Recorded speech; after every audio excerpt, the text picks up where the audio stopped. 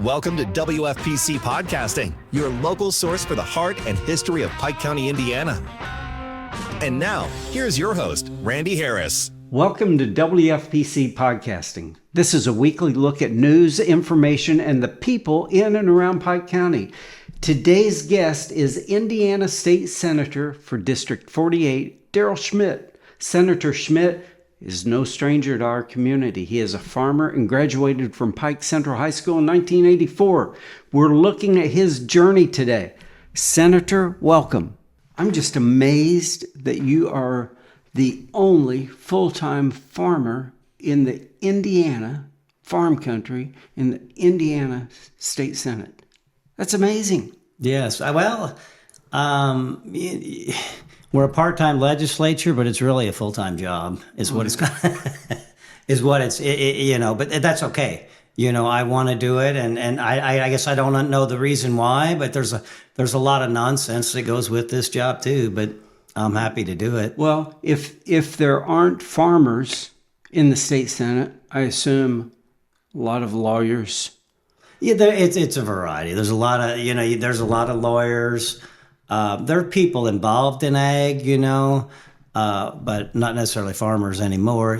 Senator Jean Lysing over in eastern Indiana, she used to, her and her husband farm, years ago. She's the chair of the ag, but she's retired now. And then Senator Byrne in District 47 is a electronics, security systems business owner. And then he has cattle. He has quite a few cattle that he raises. But yeah, for whatever reason, it's interesting that the state legislature's designed, maybe around it's a part-time session in agriculture, because we were in session from the 1st of January through a budget session year like this year. The odd years we have a biennial budget.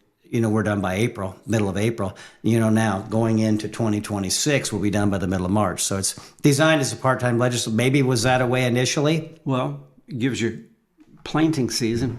Yeah, that's right. But that's it. I always assumed school was based off of that too. It was. Well, actually, it was. Years ago, because the kids always had to help on the farm. You were putting up hay and doing all the summer raising of the crops, and back when we were sustainable farmers, sustenance farmers. Where we just basically produced what we ate. Mm-hmm. So you've been in the ag business since your beginning. Your parents were farmers. Your brothers are farmers. That's why I don't have any brothers. I have two younger sisters. Yeah, absolutely. Well, I grew up on a farm just south of the Otwell Junction. Okay. Mom and Dad bought that farm in 1964, and as a matter of fact, Dad's still there yet today. That's fabulous. So I always loved farming and loved the outdoors. But yeah, so I was the first second grade class at the new Otwell Elementary that's now closed, in the old Otwell Elementary. Back when Pike Central was created, the first year that was created, and we had Pike Central, and when Winslow and Otwell and Petersburg high schools all went into Pike Central, I was the first second grade class at Otwell Elementary. We had, outside of Otwell Elementary, where the Otwell High School was, I had my first grade class. We were in a temporary trailer, those double wides, the modulars that are actually out at Pike Central now, were like the ag. I guess the ag's still in those.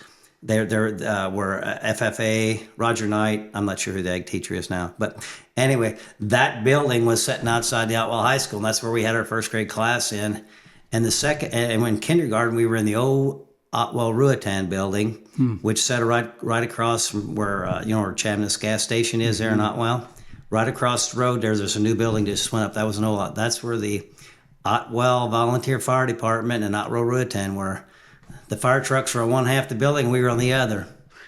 So this is 1971, 72? Yes. So then I graduated. 72, 3, you're in a different building, and then 73, 74, you're in the new building. Yeah. So went temporary, the Ruatan, the first grade class was in temporary right outside Otwell High School. Wow. Yeah, we go back a day or two. Maybe we're getting a little age.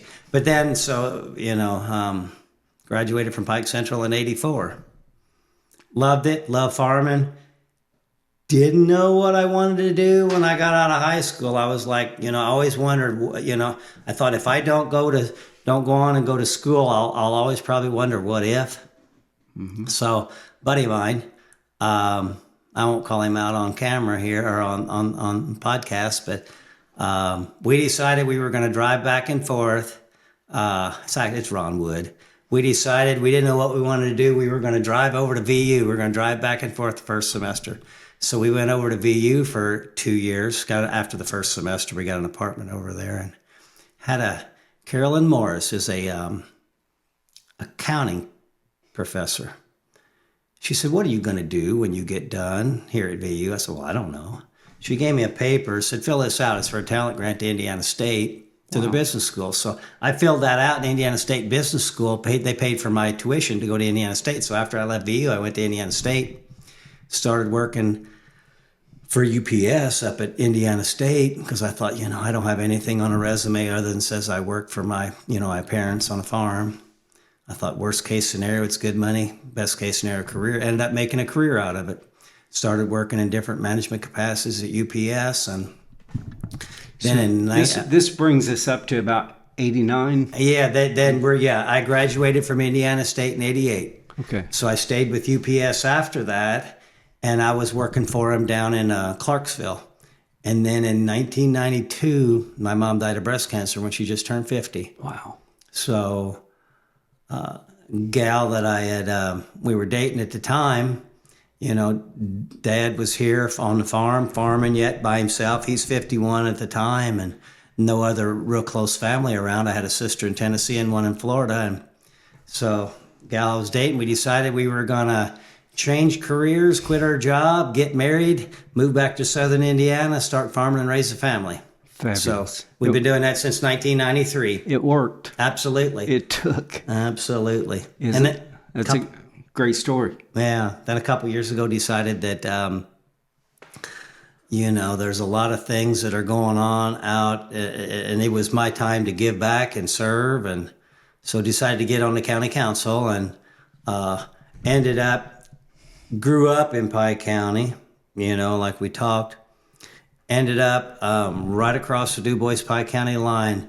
Mom and Dad had a little piece of ground. They were going to build a house when they retired. Well, when Mom died of cancer. So we bought that from Dad, Trish and I did, and built a house there. So I'm right into Du Bois County now is where the house is. And that's how I ended up on the Du Bois County Council a couple of years ago. And you never know where the good Lord takes you. So when Larry Bouchon decided he wasn't going to run for Congress, our senator, Mark Messmer, decided to do that. And last fall, I was elected to this job. So September, what's today's date? Is today the 4th?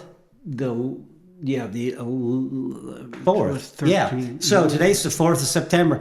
A year ago today is when I was elected by caucus to become our senator. So I've been a senator for 365 days. How about that? That's cool. District 48. I'm going to add about 9 days to this because this airs on the 13th, I think. Oh, well, okay. Sorry. I didn't have that figured out. So I was doing my math when you were talking, but that, All right. Well, I apologize. Okay. I've been a senator for just a little over a year. We're try to have one in the can, be prepared. Okay, understood. So I've been a senator for a year. So. And wow, it's going from Du Bois County Council to state senate, state government. You've got 92 counties feeding into Indianapolis, and there you are. It's a different world up there, isn't it? It's a little tougher to be able to make legislation and make laws that is appropriate and it works for such a diverse area from rural southern Indiana and northern Indiana too. A lot of rural counties to Gary, yeah, to Evansville, and Indianapolis.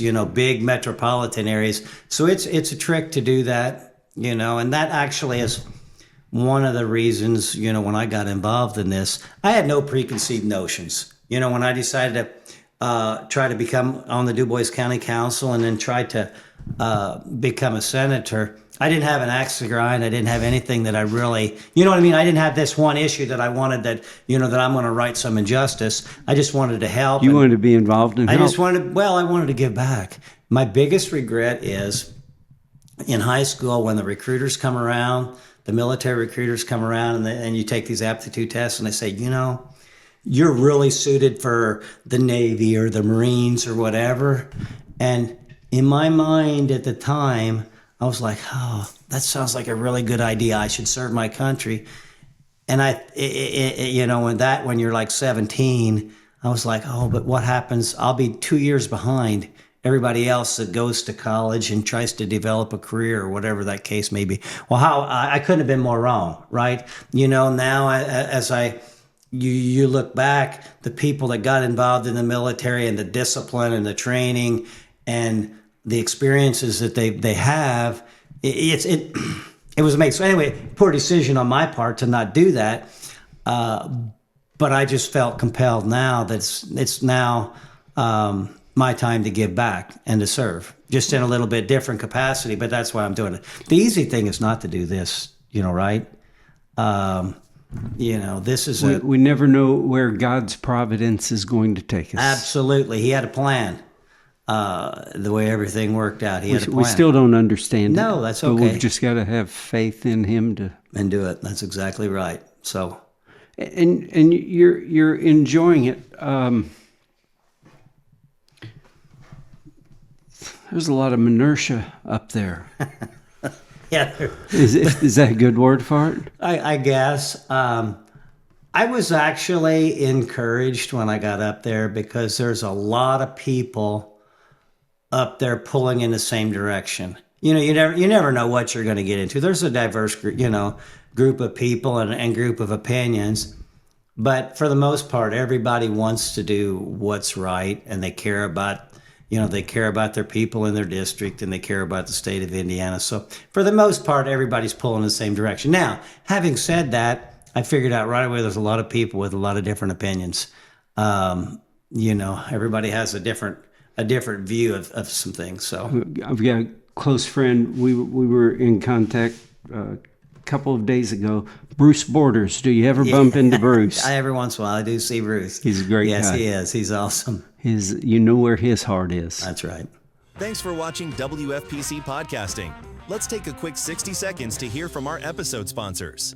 WFPC welcomes a new sponsor, Hathaway Excavating and Rock Yard, located right here in Pike County on State Road 64, just west of the Arthur Junction, near the new Pike County EMS building. Besides excavating and dirt work, Hathaway Excavating adds a rock yard to their bundle of services, along with all kinds of dirt work, septic cleaning, septic installs, and always local friendly service. Hathaway Excavating and Rock Yard, 812-582-2646. Recently, the real estate market has been unpredictable, but at Harris Real Estate, we still have clients looking for homes and properties. Let us help you sell your home or property and or find your next one. We're local. We know the business. We know the community. Harris Real Estate has listed and sold hundreds of properties right here in Pike County. Harris Real Estate, 812-380-1065. And when you wash your vehicle on a regular basis, there are many advantages. You're easier to see, you preserve the life of your vehicle, you help maintain its value, protect its paint, prevent corrosion, and it just looks better. It only takes 6 quarters or your credit card to get it started. Stop by Petersburg Car Wash today, 401 South 9th Street, Petersburg. What are your big topics when you come back home and you're out at Circle K or Chamnus or wherever you're getting your gas? What do people ask you about right now? Well, one of the biggest things is, and like we were talking briefly earlier, I had no preconceived axe to grind. I just wanted to accomplish 3 things. Basically, was trying to deliver as much decision making to the local level as we could, plus simplicity and transparency, in government, in state government. There's a lot of great people that work in some of our state agencies, our bureaucracies, BMB or, DNR, IDM. You pick your agency, but the system is kind of cumbersome. So the people in there are great, but the system is not very responsive, right?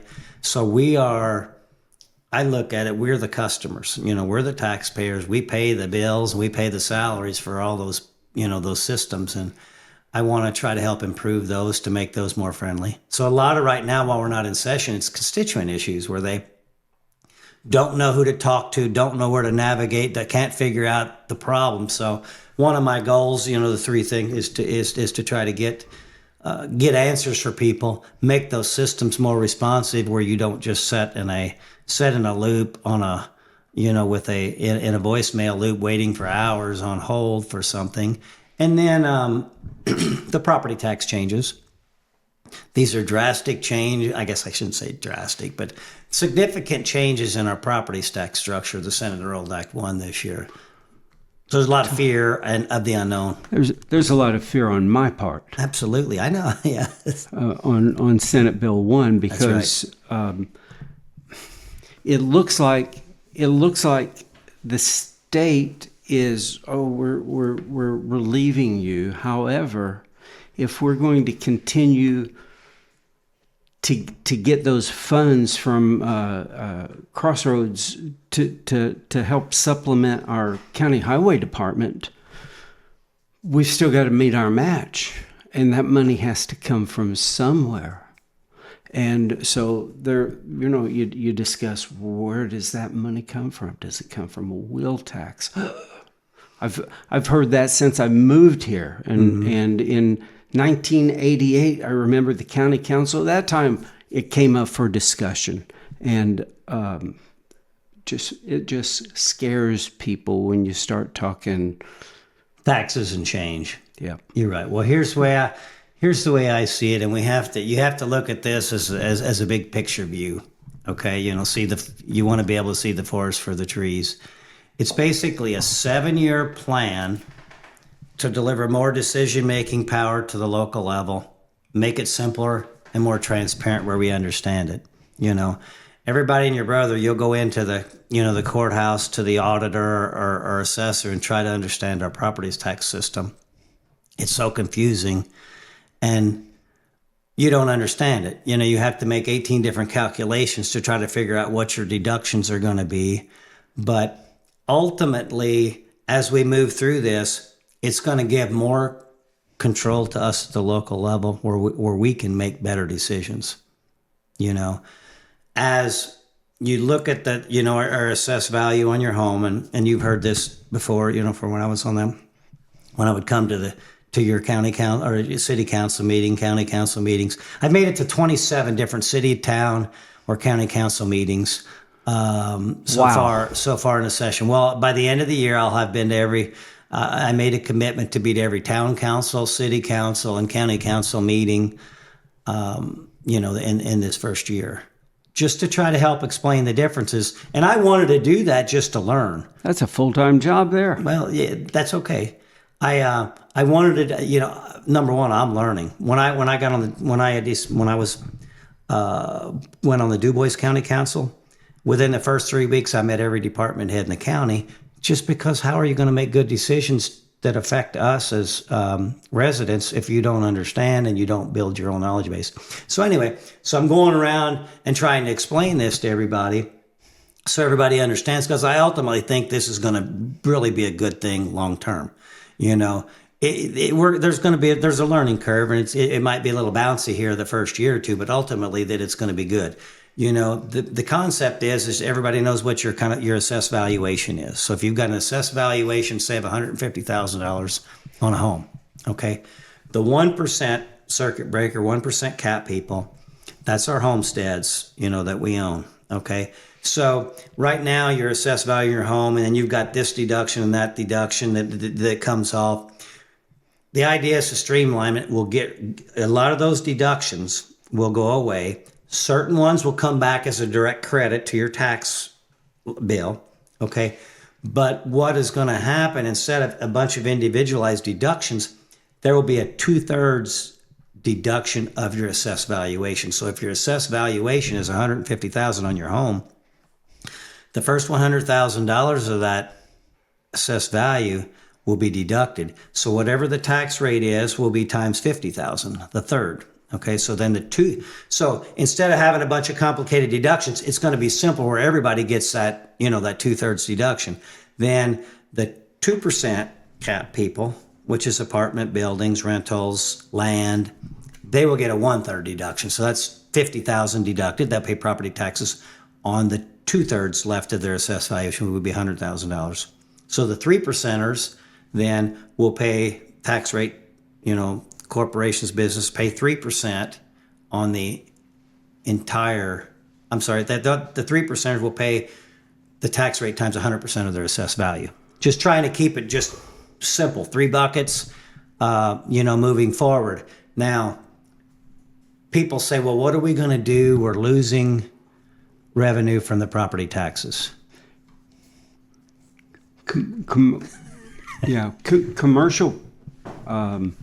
Commercial property taxes, IP&L funded us for many, many years, yes.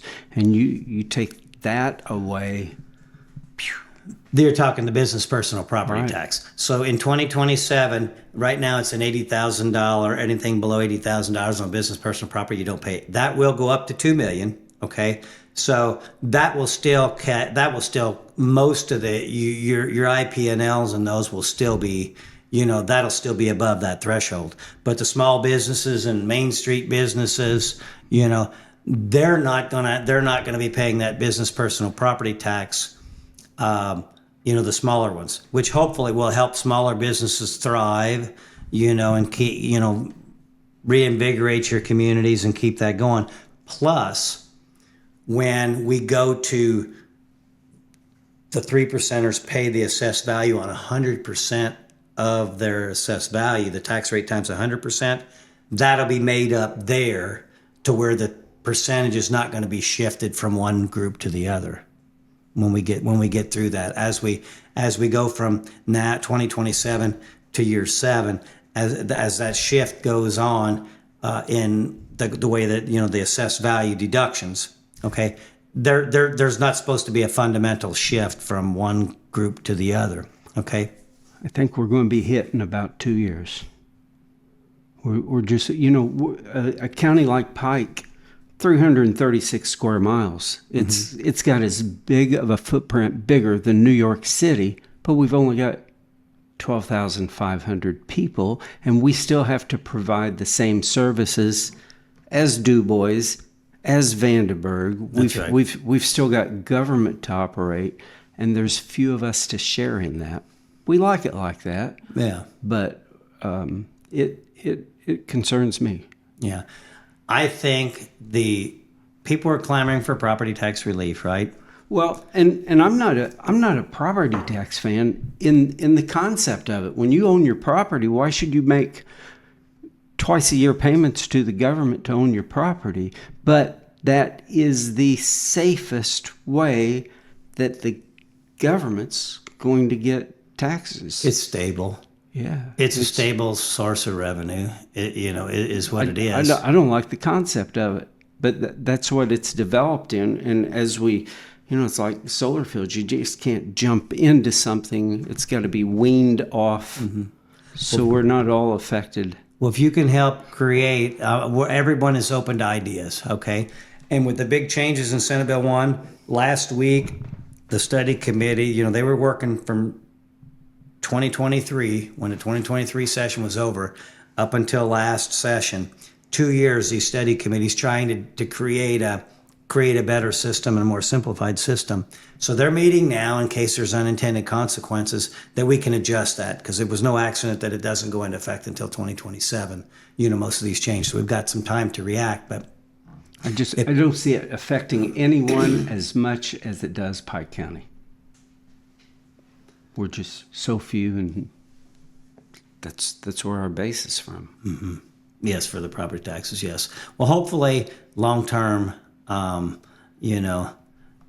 in AES will they will be there long term, where we still have that as our base, and they'll still be paying their business personal property taxes and be good partners. And I will say, since being here, my whole life, there's been a ton of work done in Pike County, Petersburg, everyone in Petersburg, over the last umpteen years, what you guys have done to beautify Petersburg, to increase the infrastructure, the sewers and the water plant now, what you've done in Petersburg and what's being done in Pike County, the Elmer Bookty Center and all the base that's being laid. Okay. The infrastructure That's being laid. And I still say we. I think I'm from local government, still a burgundy and gold man, right? But everything that's been happening, there's been a ton of work done behind the scenes, a bunch of great work, here in Pike County to have that infrastructure set. So now we're prepared for it. Preparing now, because you have to have housing if you want to have businesses to come in.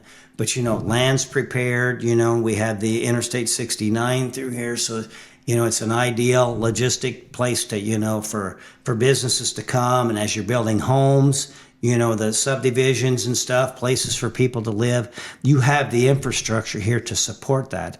And the growth will creating more assessed value. You guys have done a lot of work to get us in a position where we can grow and survive and thrive.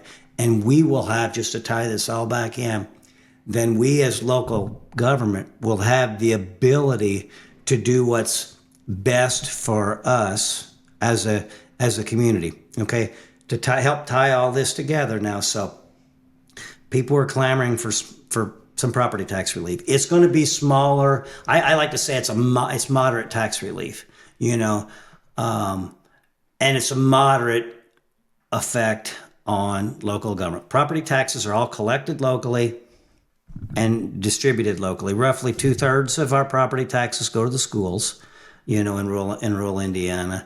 The other third of the property taxes is what funds our libraries, our townships, our county government. So if there's a moderate decrease there, the first goal was let's look for efficiencies if we can. There was concern at the state level that there's $54 billion worth of debt being held at the local level right now. So you want to make sure that we're not overextending ourselves. Also, though, you want to give the local governments, we're going to have the opportunity to make our decisions. No one likes taxes. Okay. Now, if we have the wheel tax and we have the local income tax, so those are tools. If we will, as this moving forward, as we break the local income tax, where municipalities will be able to create their local income tax and the counties will be able to create their local income tax, have it. Instead of right now, it's all by the county. 1.2% is what we have here in Pike. And there are only 7 counties in the state of Indiana that have lower income tax than what we have here, the local income tax. So you guys have done a great job here locally, okay? Being responsible, using it for necessities, needs versus wants, right? For fire and EMS and the public safety tax that you have, for things that we need. So as we move forward, local governments will have the ability to use the wheel tax and the local income tax. If people are clamoring for more services, you're going to have the ability to say, okay, well, if we need to add this is a really big priority. We can raise our local income tax 0.1%, and this is what we're going to get for it. Or on the contrary, if somebody is wanting the taxes lowered, say we really need to lower them instead of 1.2%, we need to lower it to 1.1. We'll say, okay, we can do that. Then here's what we're going to maybe, instead of paving 18 miles of roads this year. We're going to only pave 14 miles of roads. So these 4 miles of roads, we're going to have to wait until another year. So we're going to have the flexibility to do that. And then what people say, well, if you're not collecting it in property taxes, you're going to have to shift and collect it over here, and you're shifting the burden. Well, since 2015, in 2015, the state income tax was 3.4%. So 3.4% of your income, that was the tax that went to the state of Indiana. When this stuff starts taking effect in 2027, the state income tax has been going down. Okay, so when this all takes effect in 2027, the state income tax is going to be 2.9. Okay, is the plan. So if we're collecting 0.5% less in state income tax, and instead of collecting it at the state level and having the state administer it and dictate how we use that money, or the federal government dictate, I think at the local level, we're going to do a much better job if we collect that 0.5% locally instead of the state level, and then we're collecting it here and we're gonna utilize it here. We'll do a much better job of being efficient spending that money. So I think we'll have the tools, and however we want to use it, and however the constituents and us as taxpayers want it to be spent. We're going to have that. We're going to have the ability to control our own destiny, which I think ultimately is a good thing. Everything is so expensive right now. It is. And people feel it. Hopefully we are growing out of that. Do you ever get complaints about Centerpoint? Absolutely. Absolutely. Okay, so we've got a multitude of things going on. Right. Nobody knew COVID was coming in, right? And you can have a political argument, or you can not have a political argument. It is what it was. That's right. And we're still living with it. People were nervous. Both administrations that were in there during COVID were nervous that we were going to go off a cliff and have the Great Depression all over again. So they tried to stimulate the economy. We can have a discussion whether or not we printed too much money and overstimulated the economy, and that caused the inflation. Which is it's a plausible possibility. How about that? So now I think I think it's starting to settle out where it might go down to normal, like typically a 2% inflation. So we're trying to balance those. We're trying to balance those things out. Okay. Back in, let's see here. I've got my numbers. If you don't mind me finding those, if we're talking about Centerpoint. Back, when you start talking carbon issues and problems with electricity, back in, 2018, 80% of our electric was generated with gas, coal, or nuclear, and 20% was renewables. Fast forward now, post-COVID in 2024, same mix, same 80-20, right? Our electric generation needs have went up because whether you like it or not, where's my phone? But all the young ones, everybody loves AI, right? And we have the artificial intelligence, and that's just, part of moving forward. So as the demand for energy is going up, even though you can see the solar and renewable are going up, but as a percentage, it's still the same. It's still 80-20, okay? We might have got over our skis a little bit.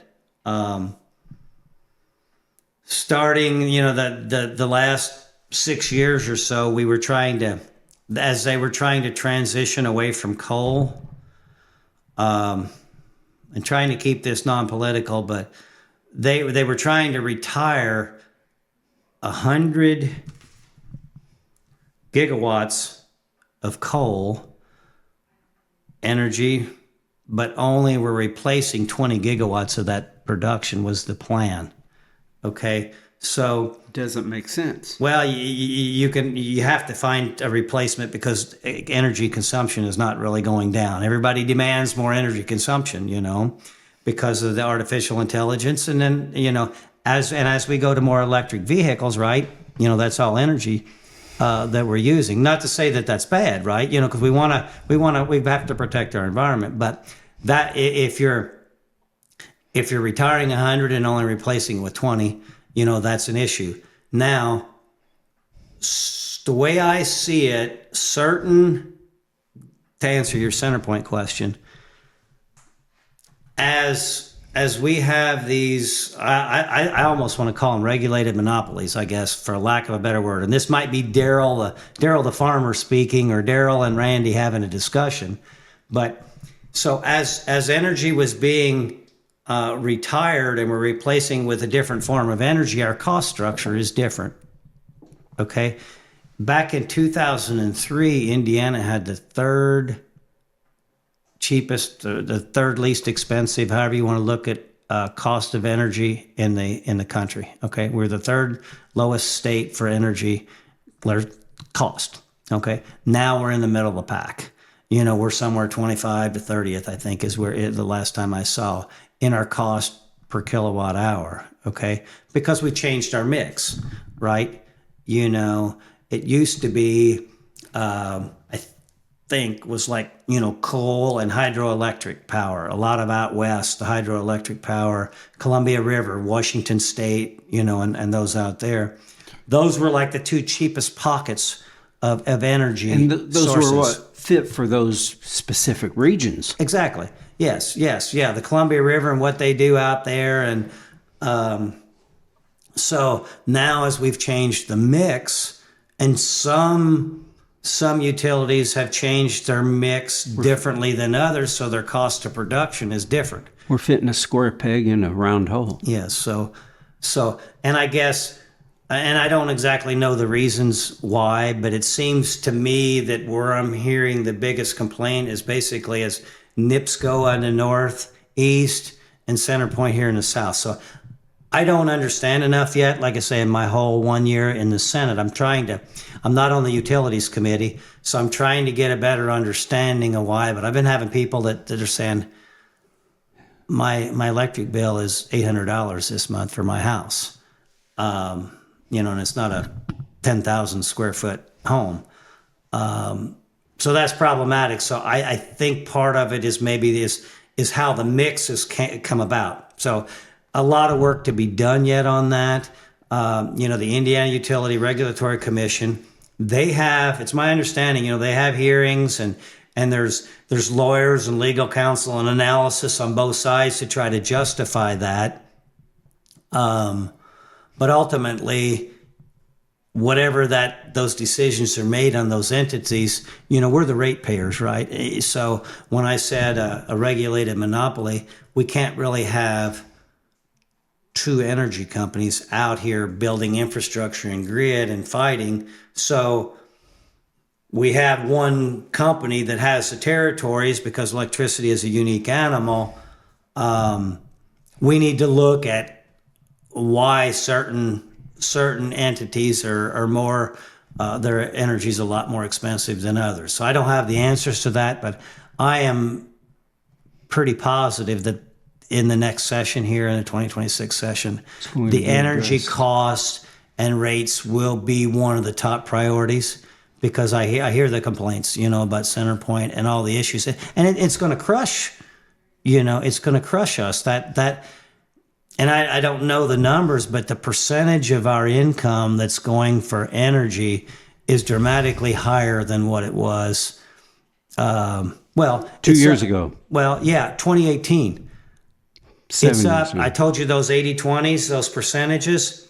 Okay, the percentages have stayed the same, but our cost overall, I think, as a state, are up 32%. In that 6-year period, but our mix is still the same. So where that cost is, and part of it is just the idea of inflation, but everything has to get balanced. What happens as they start putting solar online? Yes. I don't know exactly the cost differences between solar. I think natural gas is going to be a bigger mix moving forward. I guess two of the towers here are going to go to natural gas. That is the quickest source that we have to get electric generation up and running. And they're projecting in the next 10 years that we're going to need twice the amount of energy in the state of Indiana as to what we have now. So the big quick, I guess, fix will be the short term is natural gas. And you hear about small modular nuclear reactors. There's some pushback on that. There's one being built in Canada. It's very possible that Rockport, the Indiana Michigan power plant down there, will be, that'll possibly, maybe probably be the first small modular reactor built there. They're more, you can build those, haul those in. Similar technology, my understanding, of what we've been using on submarines and nuclear facilities for a long time. So that's going to be more long term. I think within the last couple of years, they've got the permitting process from 8 years down to 4 years on those. I feel that they're safe. And if you look at the small modular reactors, think of the concept like this. People are kind of worried about the data centers, that we're having data centers for, because they're big energy consumers, and then we start worrying about, do we saddle the ratepayers? Because ultimately the ratepayers are what pays the bill, right? Because it's a monopoly, right? It's cost of production plus, a markup, right? Same way if you want to build a house, you're in the real estate industry. You have two choices when you're going to build a house. You either get a bid, a total cost bid, or you hire a contractor, you hire somebody to build your house, and you do a cost plus. And you're going to pay them so much an hour to do it, plus you're going to pay all the materials to do it. Okay, so when you're building that house where it's a certain price and it's a guaranteed price, well, the contractors have to put a buffer in there for unexpected difficulties, changes, and things. Where if you're doing it time and materials, where that should be the most efficient process because it's an actual cost, whatever the cost was for your materials plus the actual cost to production. Well, I try to mirror that to our ratepayers on electricity. Okay, it's a monopoly, so you're not having competition and capitalism trying to cut the cost down. So whatever it is we have to do, and maybe we have to do a better job as the Indiana Utilities Regulatory Commission, figuring out what that true cost is of electric production, and help to, and as a state legislator, help to try to guide to the least expensive, cost of production and maintain safety. Okay, so think about this: if you have a plant building a data center, what would be wrong with whoever's building that data center also build the SMR, pay for it themselves, and it's a true direct cost. Plus, you don't build any grid, right? The energy source is on site, so you don't have to build transmission lines in there to do own that. Backyard. Yes, and you're also decentralizing the grid for security purposes, terrorism purposes, and stuff for energy. So anyway, we got way deep. So can it be off the grid? That one in your backyard, can it just be yours, owned by you, and you use it? Oh, for an SMR? Yes. Well, no, it's not going to be. These things are still billions of dollars, and typically right now the model that they're looking at using will be 300 to 400 megawatts. Okay, so it's not something that we'll do on that. That's, if we want something in our own backyard, that's going to be where, where solar might have as that technology becomes more efficient. It's my understanding that model now, the solar can stand on its own 2 feet now. We don't have to have the subsidies that we used to have, for that. As technology gets better, then maybe that's something for us individually as we want to generate our own, might be more of a solar model. The SMRs and the nuclear, that'll still be large, large scale. But anyway, we got way deep, and I don't want to. Some people are going to get bored listening to all the details. Before we wrap this up, you've got you mentioned Rockport. Rockport is still in your district. You've got a big district. Yes, six counties. Actually, if you start at the west, Gibson, Pike, Du Bois, Spencer, Perry, and Crawford counties. Those 6 counties is what I represent. That's a good grouping, though. That's right. Those are good people. Absolutely. They're good people. Redistricting is how is redistricting going to affect us? Everything is really eerily quiet right now. I don't know. We're pretty good right now, aren't we?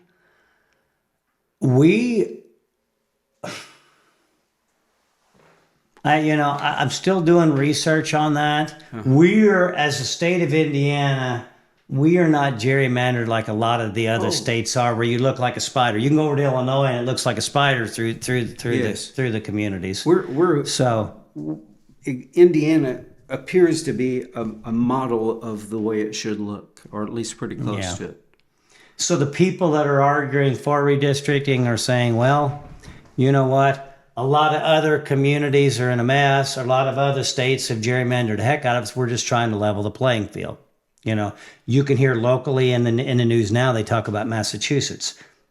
So I started looking at, at Massachusetts.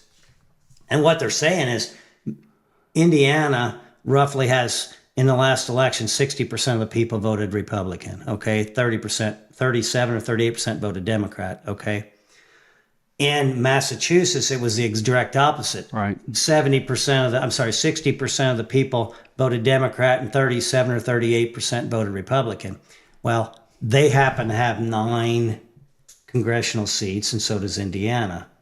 And they've got 9 seats that are Democrat, and we have 7 that are Republican and 2 that are Democrat. So that's the argument for the pro-redistricting. Your argument is that we're appropriate where we are now, and then the other side is why do we want to mess with that? Because we have, in Indiana we're different, and we have, we want to stay above the fray. So those are 3 of the arguments that are basically there. I don't know where it's going to end up. I have no idea. Right now it's quiet. There's not much going on, so I don't know what that means. I'm a freshman right now. I'm still learning, trying to evaluate. But that's kind of where we're at now. Think about what you've learned in these first 12 months. Yeah. Oh my. Yeah, it's awesome. Senator, we have a lot to talk about. I hope you come back on here. We're going to have to do it again, but I can't let you stop yet. Okay. I had a couple things that I wanted to. Can we talk? Can I Okay, I want to get back to where now I got my notes messed up here. But what I want to talk about is some positive things. We talked a lot of heavy stuff. Oh my. We talked a lot of heavy, and I promise if I come back on again, we're going to keep it a lot lighter, and we're not going to bore everybody with the heavy stuff. But just announced last week in Indiana, our iRead scores last year were 82%. What that means is literacy rates in 3rd graders that are reading proficiently. Okay? Now, fast forward a year to this year, they just came out. Our literacy rates are now 87%. So we made a 5% increase in our literacy rates on 3rd graders in the state of Indiana. That's amazing. That's positive. Our teachers, our administrators have done an awesome job to make that. That's an amazing number. That means 6,000 more students in the 3rd grade this year are reading proficiently than were the year before. So that's awesome, right? You know what I mean? So that is just a phenomenal improvement. So those are some good things. So it's not all bad here in the state of Indiana, right? Our current active podcast on right now is the new principal at Petersburg Elementary, Mrs. Pancake. Okay. Next week is going to be Mr. Kokenauer, the new principal at Pike Central. Okay, awesome. So this is a great segue into that, but they're doing it. You know what I mean? They're doing a great job. The state legislature. Now this is before me, so I'm not taking any credit for it. A few years ago, they created this, science of reading, trying new philosophies and new ways to do things. And the teachers, they took the ball and ran with it. The teachers, they deserve all the credit. The teachers and administrators have done a great job, doing this. So there's a lot of positive things going on too, right? We need to, as a state and as local people, we don't need to fight all the time. It's not, It's not about left versus right, mask versus no mask. We need to work together to get it accomplished. We're all in this together, and we need to all find our servant's heart. Right. Amen. Okay. And everybody's level of giving or everybody's level of 100% might be different, but that's okay. As long as we're all given 100% in our heart. When I was mayor, I had great council members who were on the other side, but I knew it was on what was in their heart, and maybe I need to stop and listen to that. Absolutely. That's one thing I try to do here is we're not going to agree on everything, and it's okay if somebody doesn't agree with me, and I want to listen, and you know what?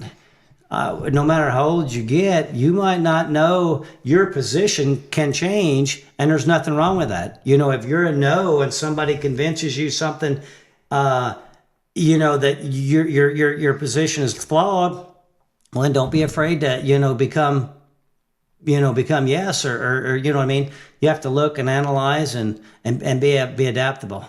But Governor Bye and I had a conversation 30 something years ago, and I was talking about his dad. I had met his dad and met his mom and as a child, and we were talking about that, and he said, Dad always told me, don't be so tied in with the special interests. Be able to roll with it and do what's best for your people. That's right. That's great. I represent advice. 140,000 people in this district. In those 6 counties, there are 140,000 people. So that's my goal, is to do the best job I can representing those 140,000 people.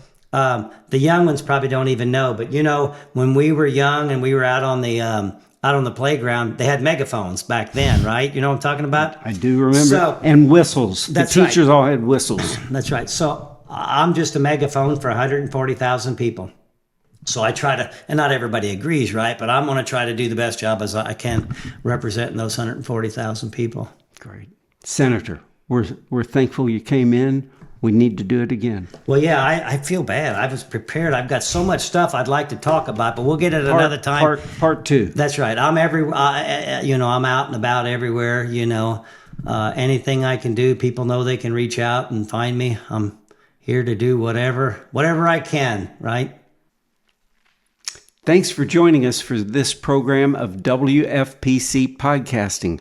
The program is brought to you by Hathaway Excavating and Rock Yard, Harris Real Estate, and Petersburg Car Wash. Please like the podcast and share with your friends so more people can hear about WFPC. You may find WFPC Podcasting on our website, Spotify, YouTube, Apple Podcasts, and wherever you listen to your favorite media.